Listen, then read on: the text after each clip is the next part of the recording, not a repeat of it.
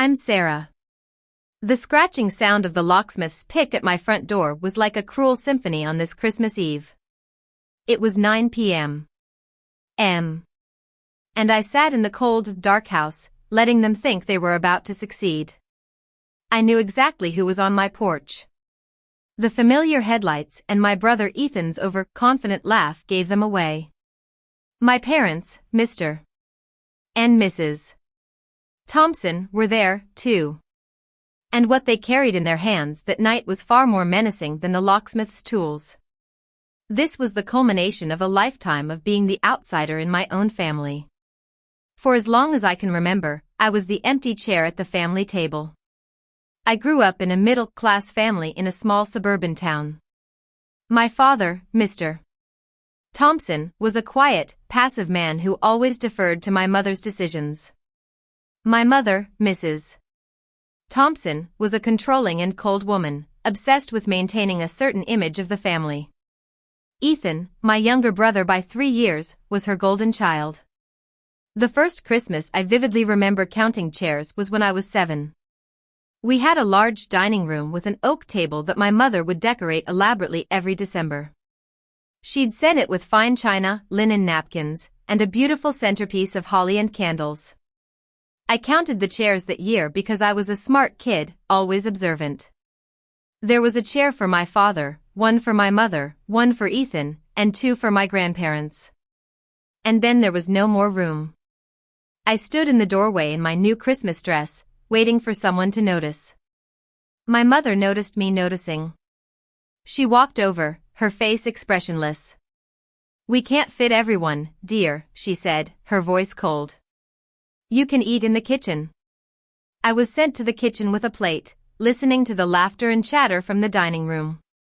I told myself it was just a one-time thing, a crowded year. But it wasn't. Year after year, the same thing happened. The relatives changed, some passed away, but there was never a place for me at the table. I realized later that the shortage wasn't about chairs, it was about me. On Christmas mornings, the presents under the tree were always a painful reminder. The tags were in my mother's handwriting: Ethan, Dad, Mom. There were also a few for some distant cousins. I would kneel in front of the tree, hoping to see my name, but it never was there. Eventually, I'd get a practical gift, like a new pair of socks or a book, with a half-hearted apology. In family photos, I was always on the edge, half out of the frame, as if I didn't really belong. I learned to be independent at a young age. I made my own breakfast, packed my own lunches, and taught myself to do my hair. By the time I was 11, I could run the household, but no one ever asked me to.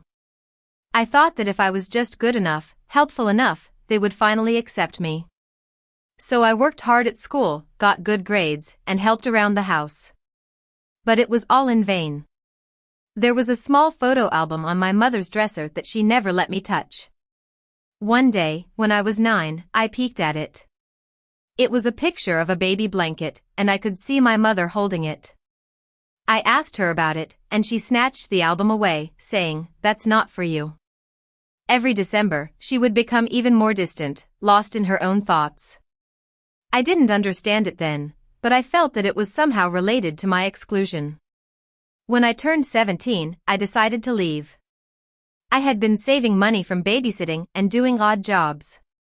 By the time I graduated high school, I had saved up $1,500. I bought an old, beat-up car for $500 and packed a single suitcase. My parents didn't try to stop me. My father just nodded silently, and my mother said, "Call when you're settled." I drove away, tears streaming down my face. I stopped at a diner on the highway and made a promise to myself: someday, I would have a place of my own, a place where I truly belonged. I started my own cleaning business with just a bucket and some basic supplies. I worked hard, taking on any job I could get. I cleaned houses for single mothers, the elderly, and busy professionals. I was meticulous, always going the extra mile. My business slowly grew. By the time I was 24, I had hired my first 2 employees. And by 28, I had a small office, a logo, and a name for my company, Thompson's Cleaning Services. I was successful, but my family never really knew. We hardly spoke. They still saw me as the girl who left with nothing. They never asked about my business, my life, or my happiness. In September 2025, I found my dream house on Elm Street. It was a large, old Victorian house with a wrap-around porch and a beautiful garden. It needed a lot of work, but I saw its potential. I used my savings and took out a small loan to buy it. When I signed the deed at the closing, seeing my name as the sole owner, I felt a sense of accomplishment. I drove to the house that night and sat on the porch, imagining all the possibilities. But I knew my family. It was only a matter of time before they found out. And they did. A cousin named Lily told my mother about my new house. Suddenly, my mother started calling me, her voice warm and friendly, something I wasn't used to. "I heard you bought a big house. We'd love to come and see it," she said. A few days later, Ethan texted me. He asked about the number of bedrooms, the price I paid, and then the question that made me suspicious: is the house just in your name? I knew what they were up to. I called my lawyer, Miss Jenkins, a tough and experienced woman. I told her about the sudden interest from my family and the questions they were asking. She explained to me about deed fraud, how someone could forge my signature on a quit-claim deed and transfer the property.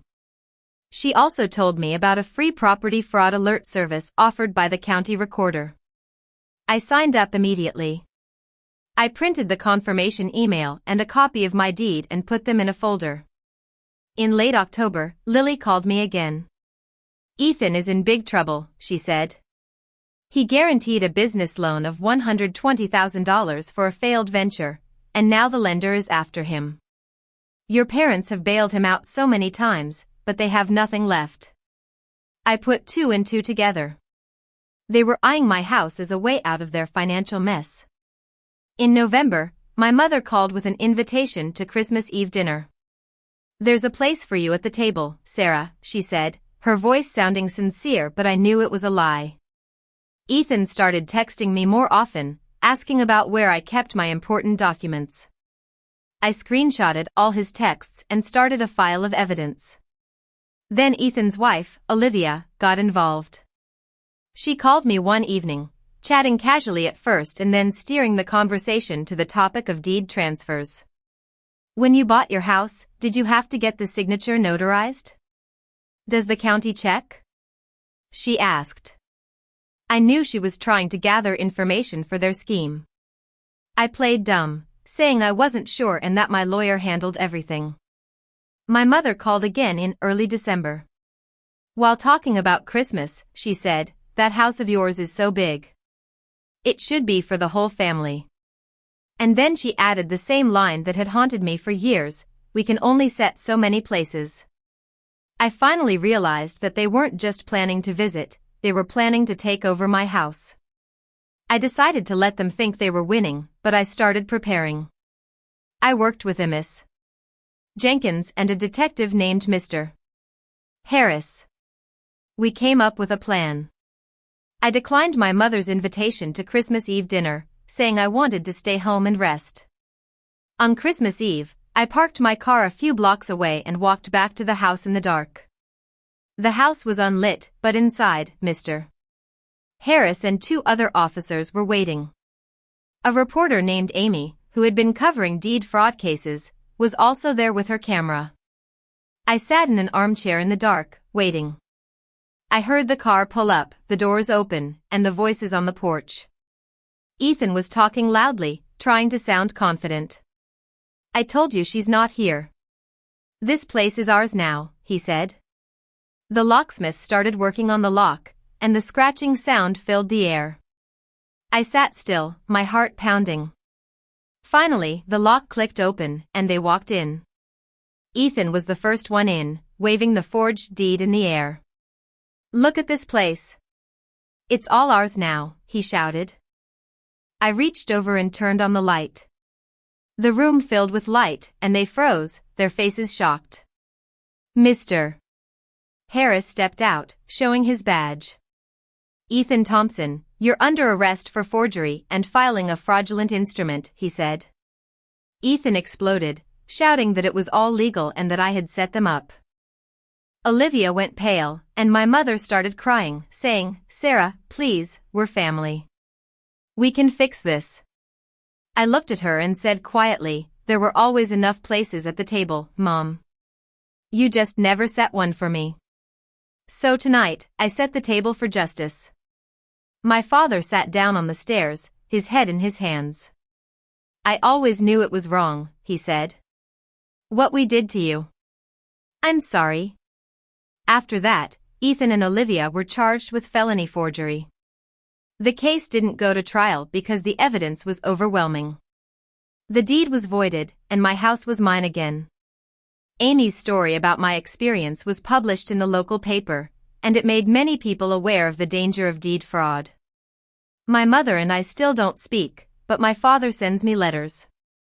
I haven't replied yet, but I keep them. The next Christmas, I set a long table in my dining room and invited my friends, my employees, and some neighbors. For the first time, I felt like I truly belonged in my own house. The empty chair at the family table was a thing of the past, and I had finally found my place in the world.